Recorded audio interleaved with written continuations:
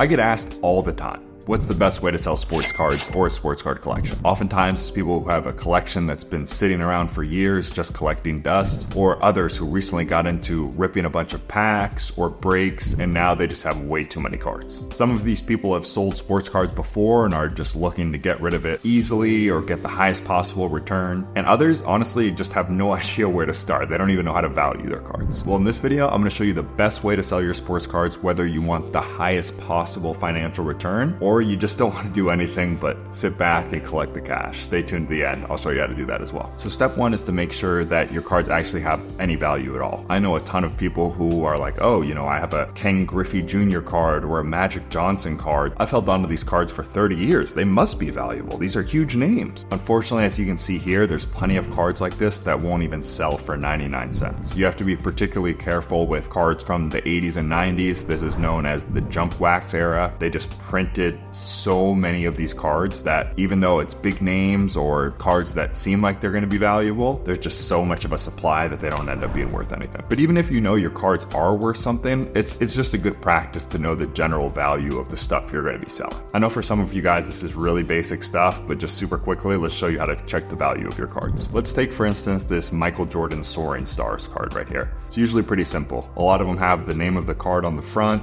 You just look it up. Okay, Michael Jordan Soaring Stars. It's from 1998 Fleer. You're just going to go to eBay right here. Type in Michael Jordan Soaring Stars Fleer 1998. See them right here. So this is just what they're listed for. This doesn't mean that's necessarily what the cards are worth, but it should give you some sort of idea. You're going to want to scroll here on the left-hand side, go down to where it says sold items, click it, and then you can see exactly what they've sold for. So you see $38, $48, $33. You see that some of these are graded here. That's a whole different thing. But with most cards, you should be able to look it up pretty quickly and at least get a rough value. And if that seems like too much work, you can even use an app called Center Stage. It's a little finicky sometimes, but basically all you do is you just scan the card and boom, right there, it gives you the comp. You have to get the lighting right on this app, and both these are not foolproof. There'll be certain times or cards that won't work, but in general, for most cards, at least once again, to give you an idea, a rough estimate, and see if it's worth something, see a rough value. This will help you out a lot. Okay, so great. Now you know if your cards are even worth selling. Let's get to the meat of it. Where is the best place to sell your sports cards? Unfortunately, there's not a one-size-fits-all answer, so it depends on your situation. So I'm gonna lay out the pros and cons of each of the best options. So one of the first and easiest methods to sell your cards is to sell to sports card dealers. There are people who sell sports cards for a living, either at shows or online, so they're constantly looking for inventory. There's multiple ways to find and sell to them. One way is through email and Instagram. Like for me, this is what I do for a full-time living. I sell sports cards, and you can always reach me through my Instagram or my email. I make a ton of deals that way. A lot of people don't have social media, and that is kind of a lot of work. So an even easier way is just to go to your local card show or your local card shop. I found that going to sports card shows, usually you're probably going to get a little bit of a higher price. There's a ton of different dealers there, so you can talk to different people. There's competition, and you're generally going to get a higher price as opposed to just walking into a card shop one-on-one. I find my local shows on Instagram at the show locator, has them all listed, but you can also Google search it as well. I'm sure your local area, some stuff should come up. But yeah, you go to the show, you bring your cards, and almost everyone will at least take a look at what you've brought if you say that you're selling some cards. The pros of it is, number one, that I like, is you control your own price, right? If someone gives you an offer, regardless of whether it's fair or not, you decide. If you don't like it, you don't have to take it. No harm, no foul. You can walk up to a bunch of different dealers till you get a price that you feel is fair. It's instant cash. It's right into your pocket. There's no fees. Whatever the offer is, almost every dealer will have liquid cash for you to take. So the cons are that you have to negotiate. A lot of these dealers, some of them are going to lowball you. Some of them are going to want to pay 50%. Sometimes they're going to say, oh, this card is worth $50 when you know it's worth $100. You're going to have to sift through some of this stuff. And in general, you're going to get a lower net price for your collection. Even though there's no fees, these people are doing it for a job. So there has to be some skin in the game for them, especially on the cheaper cards. Once again, you're going to get a fairly low percentage offered of what the cards are actually worth. And if you're international, this is probably not an option at all. I know there's some shows overseas, but for most people, you're not just going to be able to waltz into a show and get cash for your cards like you can in the US. So once again, it's instant cash in your pocket, but there's some stuff you want to be careful of. The next method is definitely the way in general to get the highest possible return for your cards, even including fees, and that is to sell on eBay. That's what I do 90% of the time. I just set it at buy it now, wait for offers to come in, and I think outside of a few specific cases and outliers with patience, that's how you're going to get the highest possible dollar for your cards. And also, if you want instant liquidity, you can auction them as well. I like to do buy it now, but eBay auctions are also another method where you can get money in your pocket. However, this is by far the most work. Setting up an eBay store and getting all that done, that's a 1-hour video. I have multiple videos dedicated to just the little intricacies of selling on eBay. But if you go that route, I think you know that there's going to be some work involved, so research and all that's going to be part of it. You definitely want to do that before you get started. But the general pros and cons are, as I mentioned, highest price possible. That's a pretty good pro right there.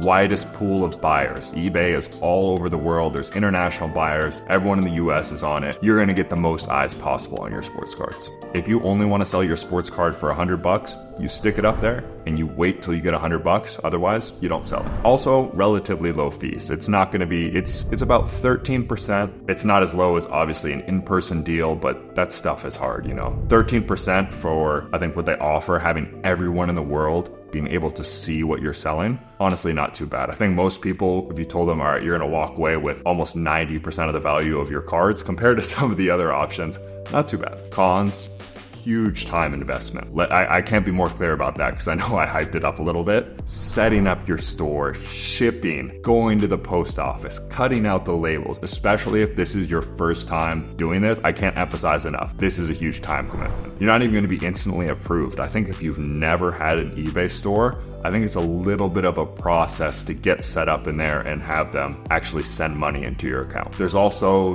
there's some funny business on there, I won't lie. People will ask for returns or refunds or say the card didn't arrive. It's definitely a headache. So once again, the big pro is you're going to get top dollar, but there's a lot of other stuff you want to deal with. If you don't want that headache, or maybe this is just a one-time thing for you, this process of selling your collection, maybe it's not the option for you. Now I'm going to knock out some of the less used / discussed options. I think they're useful in certain cases, so I'm still going to share them with you, but just run through them super quick. There's a website called ComC, or Check Out My Cards. It's basically a platform where it's kind of like an eBay, except they handle all the storage. Everyone sends their cards there. They're all stored in one location, and then you just people browse the website and you can just buy, just like eBay, but they're all in one location. Pros, minimal time investment. I do it somewhat often. I put all the cards in a box. You fill out like one little form. I think it's just your email and stuff. Send it off. They handle the rest. They list them. They ship them. They store them. No storage at all. They're out of your house. That's kind of nice for me. Sometimes I just want them out of my possession. They handle everything. The cons though, there's an upfront cost. I think the cheapest level is it's 50 cents per card when they process it. So you might not even sell it. Every card they receive, you have to pay 50 cents upfront for. And there's pretty high fees. I think it's like 10% per card, and then there's an additional fee when you withdraw as well. The fees definitely add up. There's also a smaller pool of buyers. It's not as widespread as eBay. There's a good amount of people on there, but stuff will sit. In my opinion, definitely longer than eBay. You got to be really patient with it because people specifically go to that site. It's just not as many eyes. And also, unfortunately, the cards are out of your control. You send them off. It takes weeks for them to process it. That's another thing. You're definitely not getting instant liquidity over there. And they're out of your control, right? If you send off a Corbin Carroll baseball card and he starts popping off and you decide that you want the card back, too bad, it's gone. You can get it back, but you're gonna have to pay a high shipping cost and it's gonna take them a while to process it. It's not in your physical position. Next up, PWCC/Golden. These are high-end auction houses. The pros, they have white glove service a lot of times, especially for high-end cards. Golden will arrange the shipping. They'll do the grading for you. They'll kind of like walk you through everything. Once again, they're not going to do this for you if you have two $100 cards, but in certain cases, they specialize in the high end. They will take care of you. As you can kind of see there, little to no time investment. Even on the low end stuff, you kind of you send it off and then they auction it.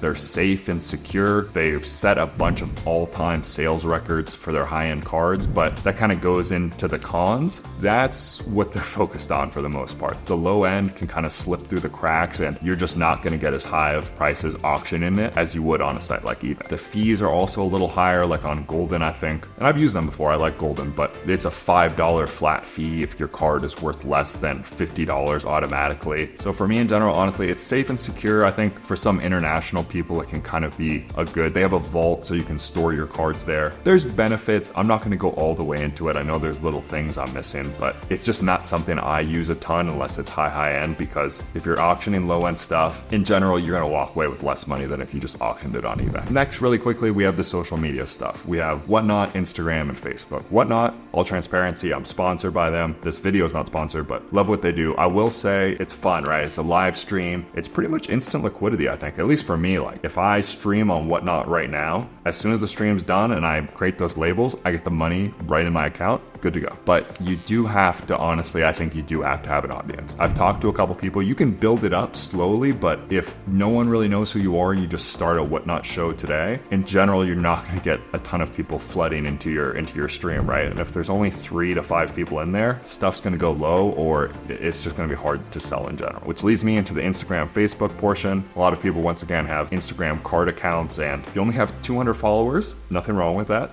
You're not going to get a lot of eyes on the stuff you're posting. There's no fees. That's good if you are able to sell anything. But kind of going into the Facebook thing, there's a lot of knuckleheads. I don't like selling on Instagram or Facebook very much, and I do have a little bit of an audience because there's lowballers, negotiating, there's scammers, there's a bunch of stuff. Like these Facebook groups can be good. Look into those. I'm not going to spend a ton of time in this video on them, but I know some people have success selling there. But if you're new to this, I'll say this.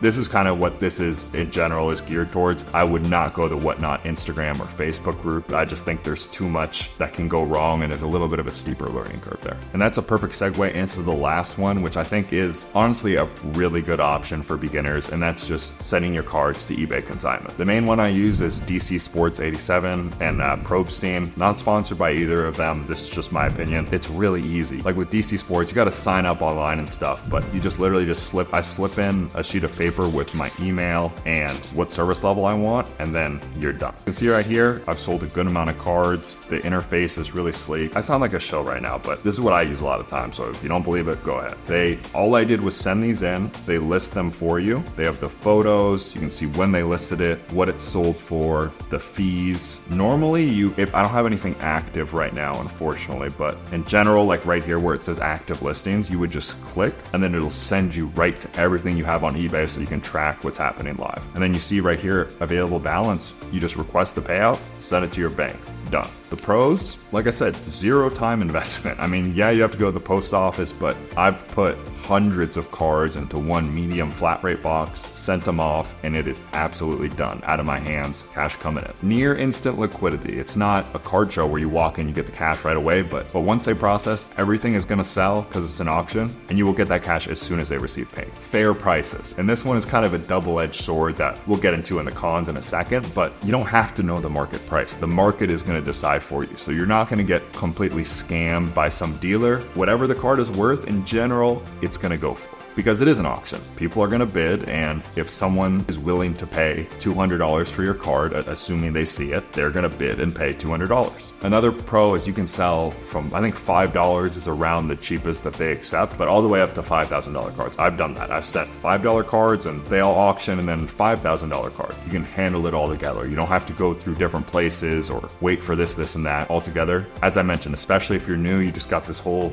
jumble of things. You just want it done, push it off, done. The cons, there is a little bit of a delay on the listing time. Like I mentioned, it's not absolutely instant liquidity. I think it's probably going to take about a month maybe from when they receive it for it actually to be live on eBay. Then you have to wait another week to get the cash. So if you can't wait a month, probably not the right option for you. It is going to be slightly higher fees than obviously at a card show instant cash, but even if you ran your own eBay options, especially on the low end, because they are doing all the work for you, they charge a little bit of a higher fee there. And the last con is you have 0 control over the final price. And I know a lot of people have kind of got their heart broken on auctions. They think a card is worth something and you send it off, and let's say it's a super rare card that needs a particular collector to pay that high price for it. If they miss the auction, it could go for, I mean, all the time.